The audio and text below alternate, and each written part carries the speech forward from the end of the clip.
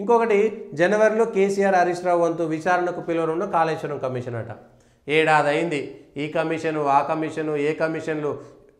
ఇదే కాంగ్రెస్ పార్టీ తమ మేనిఫెస్టోలో మొట్టమొదటి పేజీలో పెట్టినటువంటి అంశం ఏంటంటే, వెంటనే కేసీఆర్ కుటుంబము గత ప్రభుత్వ పాలన అవినీతిపైన విచారణలు చేస్తాము, అవి చేస్తాం ఇవి చేస్తాం. ఏడాది పాటు ఎందుకు సాగుతున్నాయి? ఎందుకు నానబెడుతున్నారు? ఎందుకు లాగుతున్నారు? ఎందుకు ఒక లాజికల్ కన్క్లూజన్కి ఇస్తలేరు?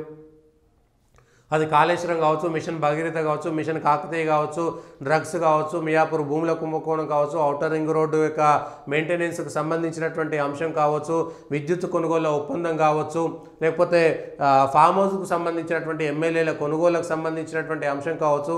ఇట్లా అనేకమైనటువంటి ఆరోపణలు చేసి, లేదా ఆదాయానికి మించినటువంటి ఆస్తులు కావచ్చు, లిక్కర్కి సంబంధించినటువంటి కేసులు కావచ్చు, లేదా డ్రగ్స్కి సంబంధించినటువంటి కేసులు కావచ్చు, నయీంకి సంబంధించినటువంటి ఆస్తుల కేసుల విషయంలో ఎందుకు కాంగ్రెస్ ప్రభుత్వం చేతులు ముడుచుకొని కూర్చుంటుంది అనేటువంటిది అనుమానాలకు తావిస్తుందా లేదా? ప్రతిపక్షంలో ఉన్నటువంటి టీఆర్ఎస్ను విచారణ చేయడానికి కాంగ్రెస్ పార్టీ ఎందుకు మీనమేషాలు లెక్క పెడుతుంది? ఎందుకు ఆలస్యం చేస్తున్నది? ఈ విషయంపైన కూడా స్పష్టత ఇవ్వాల్సినటువంటి అవసరం ఉన్నది. అది కాంగ్రెస్ పార్టీ అధికారం ఉన్నటువంటి కాంగ్రెస్ పార్టీ చేయాల్సినటువంటి విధులు కాదా? ఎందుకు ఇన్ని నెలల పాటు? ఏడాది అయిపోయింది, అటు ఇటు చూస్తుంటే ఇంకొకటి ఏడాది 2 ఏళ్ళు అయిపోతుంది, రాజకీయాలు మారిపోతాయి. అప్పటి వరకు ఏదో 1-2 మళ్ళా న్యూస్లు వచ్చేస్తాయి. 5 ఏళ్ళలో ఏం చేయలేకుండా ఇగో మేము అన్నీ విచారణ చేసినాం, అన్నీ మా దగ్గర ఉన్నాయని ఏదో ప్రచారం చేయడం తప్ప ఇప్పటిదాకా ఎందుకు చేయలేదు? ఓటుకు నోటు కేసు కూడా బయటికి రావాలి.